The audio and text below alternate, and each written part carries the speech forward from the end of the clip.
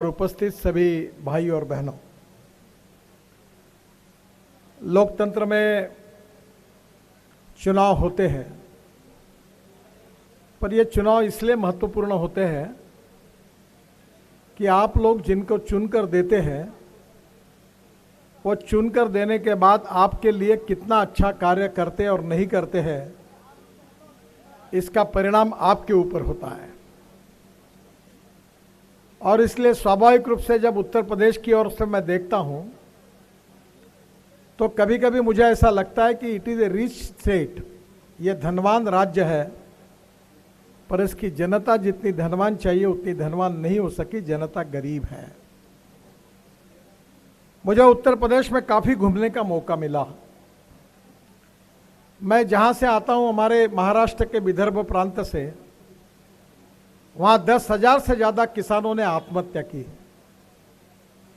क्योंकि ज़मीन में पानी नहीं है और पानी के कारण सूखा होता है और सूखे के कारण किसान आत्महत्या करते हैं। पर उत्तर प्रदेश की ये विशेषता है कि यहाँ पानी की कमी नहीं है, गंगा यमुना जैसी नदियाँ बहती है, अच्छी ज़मीन है, और इतना ही नहीं तो उत्तर प्रदेश की जनता मेहनती है। जहाँ तक हमारे इतिहास की ओर देखेंगे तो भगवान प्रभु रामचंद्र की जन्मस्थली भी यही है और पूरा रामायण का इतिहास भी उत्तर प्रदेश से लिखा हुआ है। भगवान गौतम बुद्ध, जिनका विचार पूरे विश्व में अनेक देशों में जाकर पहुंचा है, उस बौद्ध धर्म का जन्म और भगवान गौतम बुद्ध जी का जन्म भी इसी उत्तर प्रदेश में हुआ है, यही उनका कार्य क्षेत्र रहा है। इतिहास की ये श्रृंखला बहुत बड़ी है,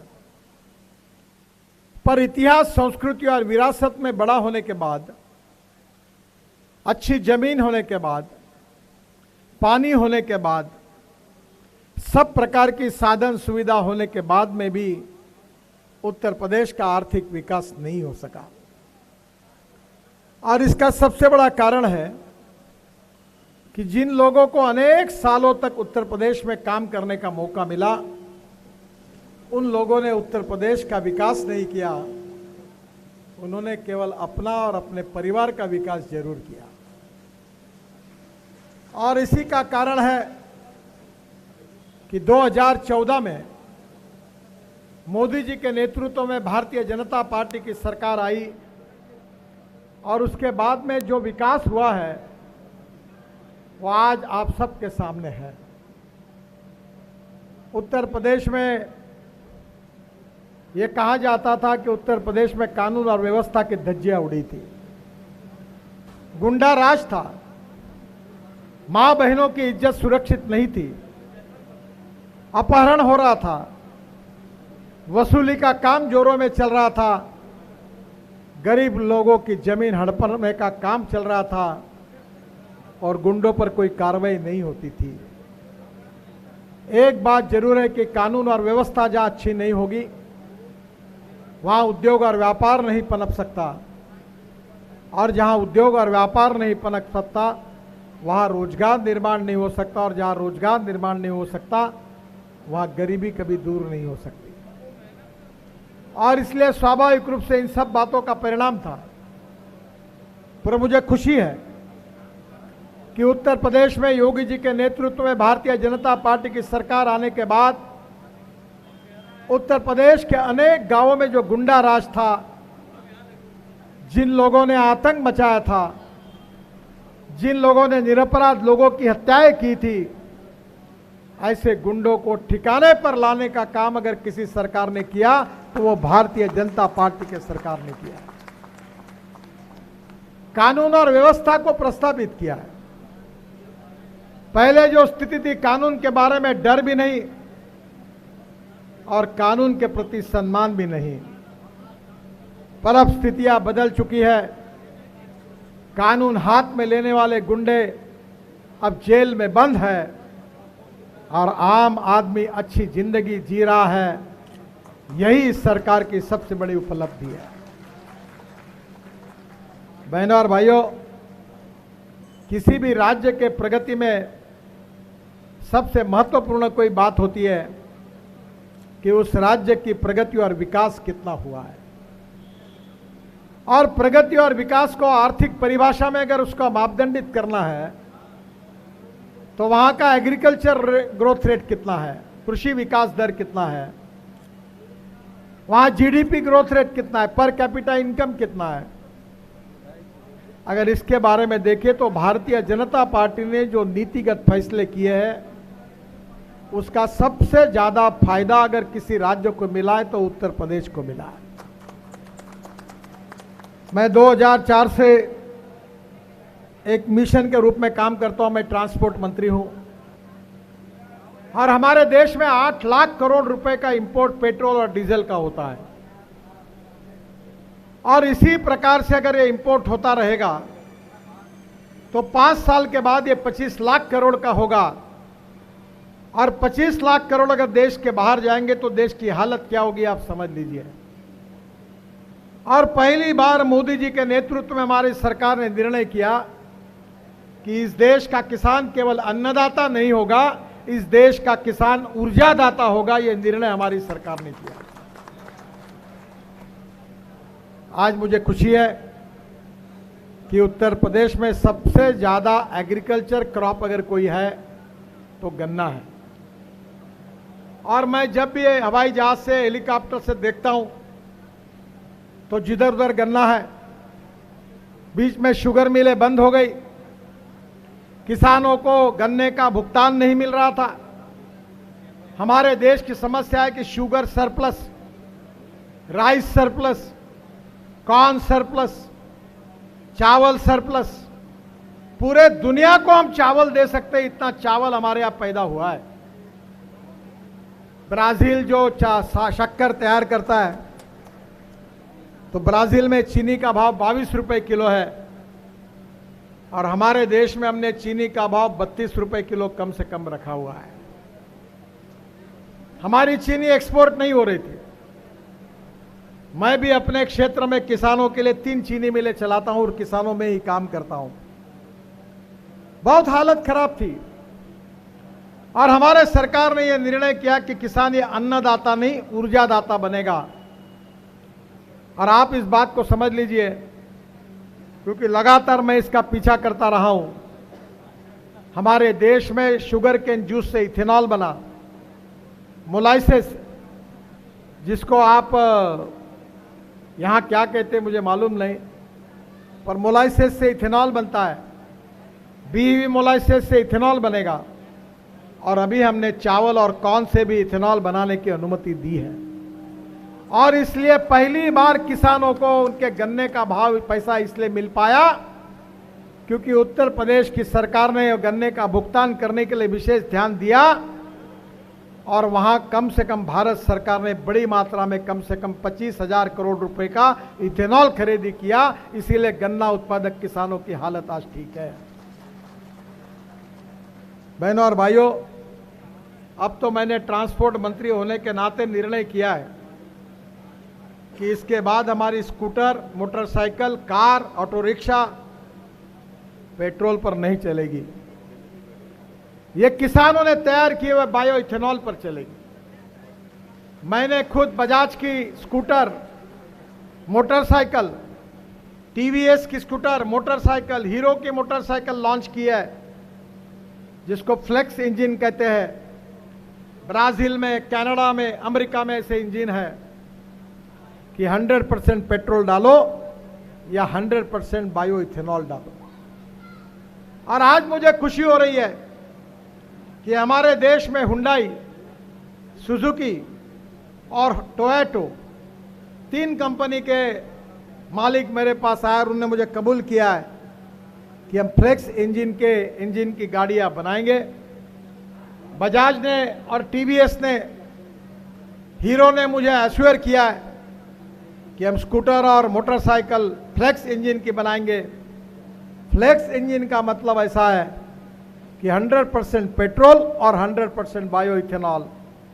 और जब उत्तर प्रदेश की स्कूटर, ऑटो रिक्शा, कार सब अगर किसानों ने तैयार किए हुए इथेनॉल पर चलेगी तो डीजल और पेट्रोल की तुलना में वो अच्छा फ्यूल है, प्रदूषण भी कम होगा और इसका फायदा किसानों को भी होगा। और उत्तर प्रदेश के गांवों तक लोगों को रोजगार मिलेगा। अगर रोजगार नहीं मिलेगा तो गरीबी दूर नहीं होगी। अब तो बहनों और भाइयों, मेरे पास दिल्ली में पानी से हाइड्रोजन और ऑक्सीजन अलग करके ग्रीन हाइड्रोजन पर चलने वाली गाड़ी फिर मेरे घर पर आई है। टोयोटो की गाड़ी है और मैं ट्रांसपोर्ट मंत्री होने के नाते 15 मार्च को उसका लॉन्चिंग है। और उसको जो गैस भरना है हाइड्रोजन, वो फरीदाबाद के इंडियन ऑयल के डिपो में भरने वाले हैं। उसका कुछ मशीन आने का था और उसके बाद हमारे गंदे पानी से ग्रीन हाइड्रोजन तैयार होगा। ग्रीन हाइड्रोजन, ऑक्सीजन और हाइड्रोजन अलग होंगे और हाइड्रोजन पर हमारी गाड़ियाँ चलेगी, हमारी ट्रक चलेंगी, हमारी बसेस चलेंगी, हमारे हवाई जहाज चलेंगे, हमारी रेलवे चलेगी, हमारे स्टील और सीमेंट के प्लांट चलेंगे और हाइड्रोजन को एक्सपोर्ट करने वाला वर्ल्ड का पहले नंबर का देश हिंदुस्तान बनेगा। मैंने मेरे लोकसभा क्षेत्र में 7 साल पहले टॉयलेट का जो पानी होता है शहर का, वो महाराष्ट्र सरकार को बेच दिया। क्या आप कल्पना कर सकते हैं कि टॉयलेट का पानी बेचकर हमको कितने पैसे मिलते हैं? 325 करोड़ रुपए मिलते हैं टॉयलेट का पानी बेचकर। और अब मैंने गंगा में उत्तर प्रदेश को बहुत पैसे दिए थे। अभी मैं प्रयागराज में था, कानपुर के कितने प्रोजेक्ट पूरे किए हमने, कितने नाले गंगा में जा रहे थे। तो मैं प्रयागराज में था, मैंने कहा इतने पैसे दिए, इतना पानी है, अब यहाँ ग्रीन हाइड्रोजन तैयार करिए, solar rooftop solar and wind mill लगाइए, 70% कॉस्ट पावर की होती है, पानी फुकट में होगा और इलेक्ट्रोलाइजर 1.5-2 करोड़ का मिलता है। हमारे देश के जवान इंजीनियरों ने तैयार किया है। मैंने अभी बेंगलोर में उस फैक्ट्री के इनॉग्रेशन के लिए मैं पिछले महीने 10 तारीख को जाने वाला था। पूरा प्रोडक्शन अमेरिका में एक्सपोर्ट हो रहा है और इलेक्ट्रोलाइजर लाकर वहाँ से पानी में से हाइड्रोजन ऑक्सीजन अलग होगा और ग्रीन हाइड्रोजन पर हमारी गाड़ियाँ चलेगी, हमारी रेलवे चलेगी। तो बहनों और भाइयों, हमें इंपोर्ट करने की कोई ज़रूरत नहीं पड़ेगी। Import substitute, cost effective, pollution free और इंडिजिनियस। और इसलिए बहनों और भाइयों तेजी से बदल हो रहा है। मुझे याद है कि मैंने पानी पे उतरने वाला हवाई जहाज लाया। मेरी बहुत कोशिश थी कि इस बार, अगले बार जब प्रयागराज जाऊंगा तो दिल्ली से पानी पे उतरकर संगम में उतरूंगा। अब वो दिन दूर नहीं है कि आपके यहाँ मैं तो उन हवा में बात करने वाले नेताओं से नहीं हूं। मैं जो जो बात कहूंगा वो हर बात डंके की चोट कर पूरी करके दिखाऊंगा। मैं खुद घुमाऊं। मुंबई में मैंने ट्रायल ली, मोदी जी ने गुजरात में ट्रायल ली। हवाई जहाज जमीन से निकला, पानी पे उतरा। और अभी मैंने 20 रोड ऐसे बनाए कि राजनाथ सिंह जी को लेकर मैं राजस्थान में पाकिस्तान की सीमा पर पहुंचा था। एक बहुत बड़ा हवाई जहाज जिसमें 3 ट्रक जा सकते हैं, ऐसा हवाई जहाज हमारे रोड पर उतरा। ऐसे 20 एयर स्ट्रिप हमने बनाई है। देखिए बहनों और भाइयों, टेक्नोलॉजी बहुत बड़ी होती है। Innovation, entrepreneurship, science, technology, research, skilled and successful practices, इसको हम नॉलेज कहते हैं, ज्ञान कहते हैं। और conversion of knowledge into wealth, ये हमारे देश का भविष्य है। और आने वाले समय में उत्तर प्रदेश को इसका सबसे बड़ा फायदा मिलने वाला है। मैंने हमारे शहर में इथेनॉल पर चलने वाली बसेस चलती है। मैंने योगी जी को कहा था कि यहाँ पूरा इथेनॉल पर चलाइए ताकि गन्ना उत्पादक किसानों को पैसा मिलेगा और गांव के जवान किसान के लड़कों को हाथ को काम मिलेगा और उत्तर प्रदेश का विकास होगा। बहनों और भाइयों, उत्तर प्रदेश तेजी से बदल रहा है। अब रोड के बारे में मैं क्या बात करूं, इतनी बड़ी लिस्ट है मेरे पास कि मैं आपको आप अखबार से पढ़ लीजिए। अब लखनऊ में कितने का काम कर रहा हूं मुझे पता नहीं है, पर अब आपने गिनाया मुझे कौन से फ्लावर बना। मैं इतने फ्लावर बना चुका हूं कि मुझे भी याद नहीं। मैं महाराष्ट्र का हूं, मुंबई में मैंने 55 उड्डान पुल बनाए एक ही शहर में 2 साल में। और कभी आप मुंबई जाओगे तो समुद्र में मैंने एक ब्रिज बनाया, वर्ली बांद्रा सीलिंग प्रोजेक्ट, और वैसा ही ब्रिज मैं अब प्रयागराज में बना रहा हूं। और उसके दोनों ऊपर एक, जैसे आपने एफएल टावर देखा होगा फ्रांस का, उसके ऊपर बहुत बड़ी व्यूअर गैलरी और रिवॉल्विंग रेस्टोरेंट है। और मैंने कहा उत्तर प्रदेश में दुनिया के लोग इसको देखने के लिए आएंगे, ऐसा बनाएंगे। मैं 8 एक्सप्रेस हाईवे बना रहा हूं, लखनऊ कानपुर, उसका भी काम शुरू हो गया अभी। लखनऊ से कानपुर आधा घंटे में। उधर उत्तर प्रदेश में 1 लाख करोड़ रुपए के केवल एक्सप्रेस हाईवे बना रहा हूं। अभी हमने दिल्ली मेरठ, अभी दिल्ली से देहरादून 2 घंटे में, दिल्ली से हरिद्वार 2 घंटे में, दिल्ली से चंडीगढ़ 2.5 घंटे में, दिल्ली से जयपुर 2 घंटे में, दिल्ली से मुंबई 12 घंटे में, दिल्ली से अमृतसर 4 घंटे में, और दिल्ली से कटरा 6 घंटे में, और श्रीनगर 8 घंटे में। अब लोगों को विश्वास ही नहीं होता। अब पड़ा है, अभी मेरठ से दिल्ली जाने के लिए 4.5 घंटे लगते थे, अब लोग 40 मिनट में जा रहे हैं। शायद पंकज जी की कॉन्स्टिट्यूंसी उधर है। हाँ, 16 लेन का रोड बना है, 16 लेन का, वर्ल्ड में पहली बार बना हुआ है 16 लेन का। हम झोजिला में टनल बना रहे, कारगिल के नीचे आशिया की सबसे 13 किलोमीटर की टनल बना रहे। 1000 लोग टनल के अंदर घुस के काम कर रहे हैं। मैंने कहा 2026 नहीं, 2024 में पूरा करना है। 5000 करोड़ बचे एक ही टनल पर। बहनों और भाइयों, देश बदल रहा है।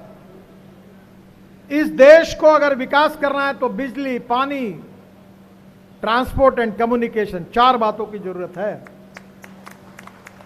मैं यहां उत्तर प्रदेश में आता था, बीजेपी का अध्यक्ष रहता था, तो भाषण करते करते बहुत तकलीफ होती थी, क्योंकि पीछे में जनरेटर बजता था।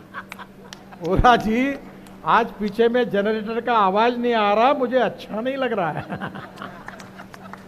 नहीं तो उत्तर प्रदेश का नाता जनरेटर के साथ था। पर आज उत्तर प्रदेश में बिजली है, आज उत्तर प्रदेश के गांवों में बिजली है। ये स्थिति किसने बदलाई? आज उत्तर प्रदेश के रोड अच्छे बने। मुझे याद है, मैं एक बार अयोध्या से रात को लखनऊ आ रहा था, लल्लू सिंह जी मेरे साथ थे। एक मोटरसाइकिल पर एक जवान लड़का अपने पत्नी के साथ आगे निकल रहा था, उसने मेरे कैनवा को ओवरटेक किया, तो पुलिस वाले नाराज हो गए उसके ऊपर। तो लल्लू सिंह जी ने मुझे कहा, अरे पुलिस वालों को रोक के कहा, अरे क्यों डांट रहे हो? वो नितिन जी को देखने के लिए वो ओवरटेक करके देख रहा है। तो बोला, लल्लू सिंह जी वो मुझे नहीं देख रहा, वो जवान आदमी बार बार पीछे इसलिए मुड़ रहा था कि रोड में इतने गड्ढे थे, तो अपनी पत्नी गिर गई कि है कि गिर गई, ये देख रहा था। वो हालत रोड की थी। अब रोड की हालत कैसे बन रही है? मैं 5 लाख करोड़ के रोड उत्तर प्रदेश में बना रहा हूं, 5 लाख करोड़। 90,000 करोड़ के मैंने 4,500 किलोमीटर काम पूरे कर दिए। 1,90,000 के काम शुरू है। 1,20,000 करोड़ के काम मंजूर करके रखे हैं। और मैं आपको वचन देता हूं कि 2024 पूरा होगा तो 5 लाख करोड़ के रोड उत्तर प्रदेश में बनेंगे, 5 लाख करोड़ के। मैंने उस दिन योगी जी को और राजनाथ सिंह जी को, दोनों को कहा था लखनऊ में ही कि मांगो, कितना पैसा मांगना है। अब राजनाथ जी बोल रहे थे अभी मांगने के लिए कुछ रहा नहीं है। मेरे पास पैसे की कोई कमी नहीं है, मैं जानता हूं पैसे कैसे मिलता है। काम करने के लिए इच्छा शक्ति चाहिए, काम करने के लिए विकास की दृष्टि चाहिए, काम करने के लिए करप्शन फ्री सरकार चाहिए, काम करने के लिए निर्णय करने वाली सरकार चाहिए, और काम करने वालों में देशभक्ति चाहिए, मातृभूमि के प्रति प्रेम होना चाहिए। भारतीय जनता पार्टी ने हमको यही सिखाया कि हम 2-4 रहे न रहे, तेरा वैभव अमर रहे मां। यह देश आगे जाए, यह देश विश्व की आर्थिक शक्ति नंबर 1 की ताकत बने, इस देश की गांव, गरीब, मजदूर, किसान का कल्याण हो, इस देश का विकास होकर देश दुनिया के नंबर 1 की ताकत बने, यही भारतीय जनता पार्टी की विचारधारा है।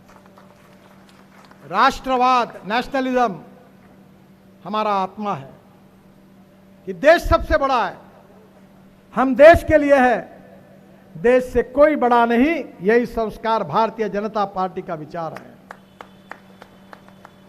दूसरी बात, देश को अगर शक्तिशाली करना है तो गुड गवर्नेंस एंड डेवलपमेंट के सिवा नहीं होगा। सुशासन और विकास, ये हमारा मिशन है। और सामाजिक आर्थिक चिंतन पंडित दीनदयाल उपाध्याय जी का अंत्योदय, यही हमारा उद्दिष्ट है। जो समाज के शोषित है, पीड़ित है, दलित है, आर्थिक, सामाजिक, शैक्षणिक दृष्टि से पिछड़े हुए हैं, जिनके पास रहने के लिए मकान नहीं है, खाने के लिए रोटी नहीं है, शरीर पर कपड़ा नहीं है, उस दरिद्र नारायण को हम भगवान माने और उसकी हम निरंतर सेवा करते रहे। और जिस दिन दरिद्र नारायण को रोटी, कपड़ा और मकान मिलेगा, उसी दिन हमारा कार्य पूरा होगा। ये पंडित दीनदयाल उपाध्याय जी की सोच, अंत्योदय हमारा सामाजिक आर्थिक चिंतन है। हम राजनीति में केवल एमएलए, एमपी बनने के लिए और मंत्री बनने के लिए नहीं आए हैं। हम इस देश की तस्वीर को बदलना चाहते हैं। उत्तर प्रदेश हो, बिहार हो, गंगा बहे, जवान लोगों के हाथों को काम मिले, किसानों को सही अर्थ में उनके फसल का सही दाम मिले, और कानून और व्यवस्था के साथ मां बहनों को साथ गरीबों का रक्षा करने की जिम्मेदारी हमारे ऊपर है। और यही हमारी विशेषता है। मैं मेरे डिपार्टमेंट में पिछले 7 साल में 50 लाख करोड़ रुपए के काम कर चुका हूं। ये मीडिया के सामने बता रहा हूं। पर एक भी कॉन्ट्रैक्टर को अपने काम का अप्रूवल लेने के लिए कभी मेरे घर पे आने की आवश्यकता नहीं पड़ी। Corruption free, transparent, time bound decision making policy और ओनरशिप के साथ हमने देश का काम किया है।